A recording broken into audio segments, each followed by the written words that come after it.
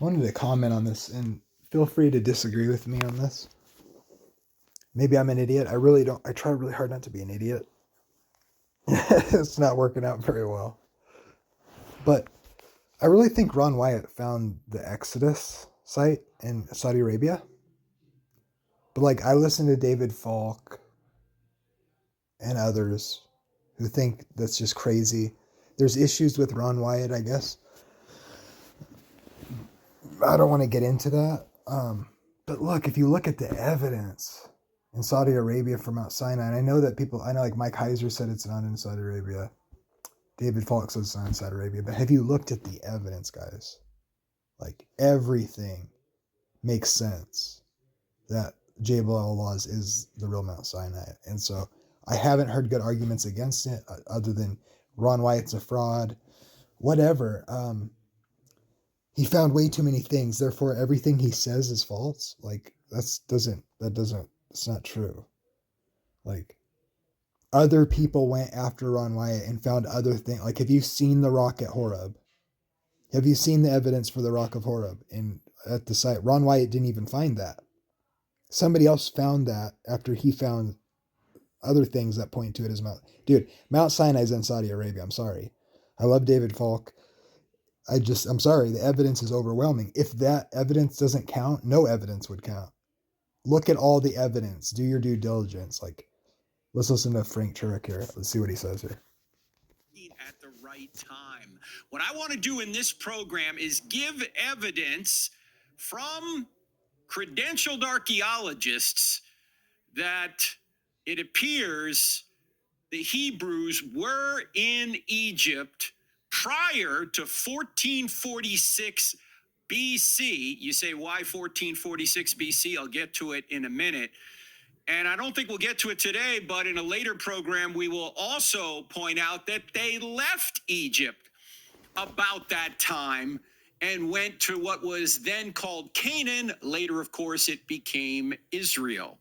What kind of evidence do we have? And we're going to see some of this evidence, hopefully, on this trip we're about to take. And I'm going to send some video back. So you got to keep an eye on our YouTube channel, on our TikTok account, on our Instagram account, because I'm going to be sending some video back, if we can get it, from some of this evidence I'm about to talk about right now. And if you're listening to this in podcast, that's great. But if you want to see some of the images of what I'm talking about in this here podcast, you may want to watch the YouTube version of this particular podcast, because we're going to put some images on the screen as we talk about them. All right, let's start with the 1446 date for the Exodus, when Moses supposedly led the Israelites out of Egypt. Why do we say 1446 BC? Because there are several passages in the Old Testament that seem, here's some of the, in Egypt, they actually did have brick making quotas. Okay, I want to show. Let me do my own search here. Let's see. This is one of the main reasons. And Ron Wyatt didn't even find this. But it's associated with the site he thought was the Mount Sinai, right? Let's see. This is a good one. One of the greatest miracles of the Exodus story is when Moses finds that the Israelites need water. They're in a hot, barren area without water to be seen anywhere. And so one of the greatest miracles happens when Moses strikes a rock, and the rock splits and water pours forth. For so many people, this sounds just like legend, but right near the alleged site of Mount Sinai, we come across this massive split rock. And one of the most distinguishing features of this is, as you can see below it, and then also to the side, is that the rock is smooth, as if tons and tons of water came straight from that rock down and then filled the area. As we were driving here, the rocks were all jagged, square-shaped, circle-shaped. It was terrible for the car. But then right here, and only right here, below the rock, the area is smooth. And so when you're coming around that corner, water erosion, you have no idea what you're about to see, and then this is right there. And there's a giant rock that acts as a like a landmark, which is what it was like if you follow the biblical account. It's a landmark, like the rock of Horeb.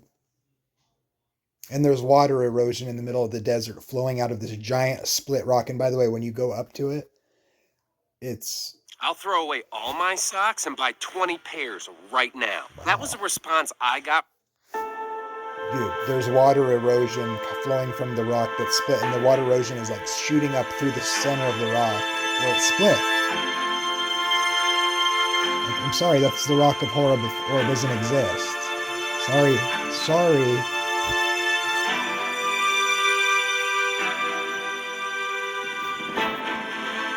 Oh yeah, that's not the rock of Horeb. Nope. With water erosion.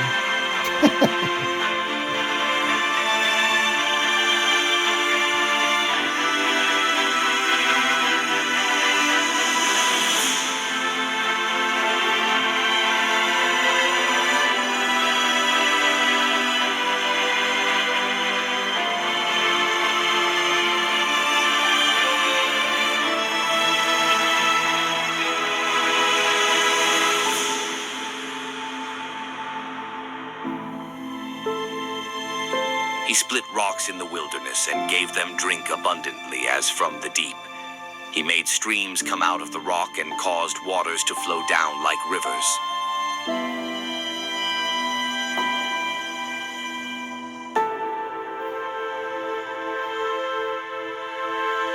And the Lord said to Moses, "Pass on before the people, taking with you some of the elders of Israel, and take in your hand the staff with which you struck the Nile, and go.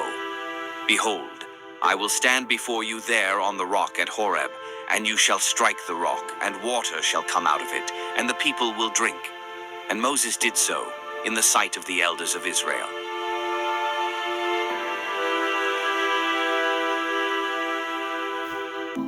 He opened the rock. Now, come on, people. Ron Wyatt claims he found the Exodus crossing site, and it fits, okay? And then he finds the wells mentioned in the Bible. They're still there to this day.